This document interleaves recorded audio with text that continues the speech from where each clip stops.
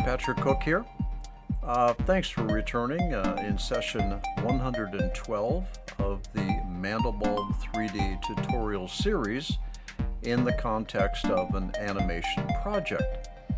Now, in the last half a dozen or so sessions, we were dealing with trying to optimize and improve lighting in our scene. We had one section there that was a little muddled, and we kind of addressed that with adjusting some ambient shadows and a little bit of the dynamic fog, and we made an improvement. So I feel that we've gotten to a point where we can proceed with the project. Now, it occurred to me, though, that there's a couple more features and functions of the Mandelbulb3D software that we haven't discussed yet that are relevant to keyframes within your animation. So what I thought we would do is to take this session and address those particular items. That is these three items right here. All right, this is an insert your parameters into a keyframe, and this is insert parameters between two keyframes, and then this one here is where the application, the Mandelbulb3D application, will interpolate a keyframe in between two keyframes. So I wanted to cover those now before we get down into our project and start animating around, because we could actually use those functions. So I'll tell you what, let's clean up a little bit here. What I'm going to do is I am going to close the Mandelbulb3D software, and it's okay because we have everything saved. I'm going to open it up again, and all right, see what that is. Now, what is that? All right, good. I'm going to calculate this, and then I'm going to raise our animation window. All right, so we've got a nice clean animation here in order to demonstrate these three buttons. Now, you probably remember, well, hopefully you do anyway, I don't need these windows here. We'll just kind of tighten things up a bit. Here we go. You probably remember that when I make a modification to my fractal, all right, I'm just doing something crazy here, I can push the parameters up directly into the animation maker window. You also know that I can push the parameters over to main. Okay, so that's pretty straightforward. Nothing up here changes any of that, but let me just go ahead and show you. So I'm going to push this animation keyframe up to the animator window, or I could press the F key, F as in Frank. I push it up, and there it went into my animation keyframe stack as a new keyframe. Now, certainly I can push it over to main and recalculate, and there is my fractal. So basically, I've taken the parameters, pushed them over to main, and I've also taken my parameters and pushed them up to the animation maker to make a new keyframe.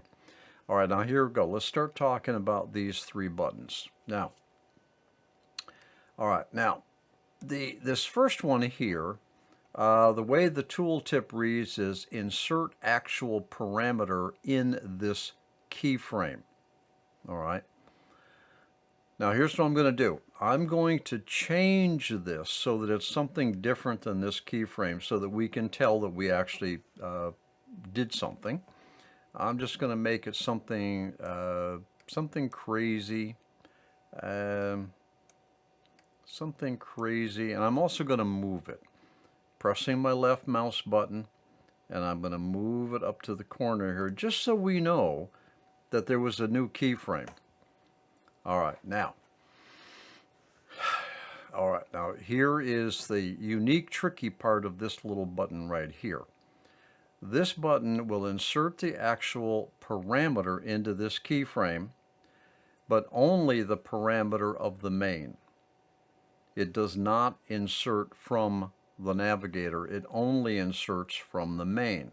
And I'll prove that because I'm going to press this button right now with my left mouse button, and we're going to see that this does not go up. This one does. Let's try it. All right. So let's back up again. Okay, so you'll see here that insert actual parameter inserts from the main window, not the navigator. All right, so that's just key to remember. All right. If you really wanted this from the navigator, you would have to push it to main. You don't have to recalculate, but it's a good habit to be in. All right, now if I insert, you'll see here that this keyframe came from the main window. So, in summary, this button right here, insert actual parameter, will insert the parameters into a keyframe, a new keyframe, only from main, not from the navigator. Okay. All right, so let's do this. Let's get off that keyframe and let's move on to this one. All right. And I'm going to come to my navigator and I'm going to move that just so that we can prove that we have an entirely different keyframe. Now, what this does is it will insert a new keyframe in between two existing. All right, but it's going to insert the parameters into between two keyframes. Now we have the same situation. It does not insert the parameters from your navigator. It only inserts them from your main. All right, so let's try it. Now first and foremost, I'm going to punch this button and I am sitting on the after the last keyframe. So let's do that.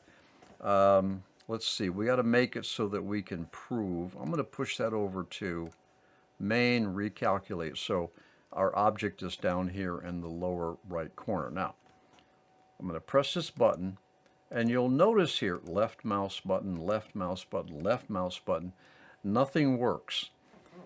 And the reason for that is for that function to work, you need to have you need to be between two keyframes. In other words, you have to have a keyframe on the left and the right in order to do the insertion. So let's do that. Let's get right here. Now this insert will work, and we expect that this parameter will occur between keyframes 2 and 3. All right, let's punch it. All right, so there we go. Between 2 and what's now 4, we have inserted a parameter, or we've inserted the main. So the key to remember about this function is that this will insert actual parameters from main only, not navigator, between two keyframes, and in order for this to work, you have to be positioned in your keyframe stack so that you are between, so you have a keyframe on the left and on the right, then you can insert parameters from main. Okay. Now, let's go on to this next one here, and this is interpolate a new keyframe between two others. Now, in this case, it's got nothing to do with the navigator or the main, because what this function is going to do, it's going to invent or interpolate a new keyframe in between two others. All right, now let's get it started. Now I need to be between two keyframes. Again, that function will not work if I'm sitting out here. I'm going to punch it, left mouse button, left mouse, left mouse. Didn't work. I have to be between two keyframes. I have to have a keyframe on the left and the right in order for this to work. Now, I'm going to press this button, left mouse button, and what we get here is a little dialog window. Linear interpolate a keyframe between. Now, this is asking me at what subframe you want that new keyframe to be inserted. Now, what it did for me is it automatically took the keyframe subframe count and split it in half. I don't have to do that. I mean, I could do 25 if I wanted to. Well, I'll just keep 50 for now. So what this is going to do is, in the magic of all of the code behind, it's actually going to try to interpolate or predict where that animation would occur at the 50th subframe in this case, or it could have been at the 34th subframe, whatever. All right, and it's going to insert one in the middle that would be along that interpolation path, or that animation path. All right, let's try it. So I'm going to choose 50 and I'm going to say OK. All right, now you'll see here that this 3 and 5 were the two betweens, and what it did is it calculated where that animation move would have been at the 50th subframe, all right, between those two.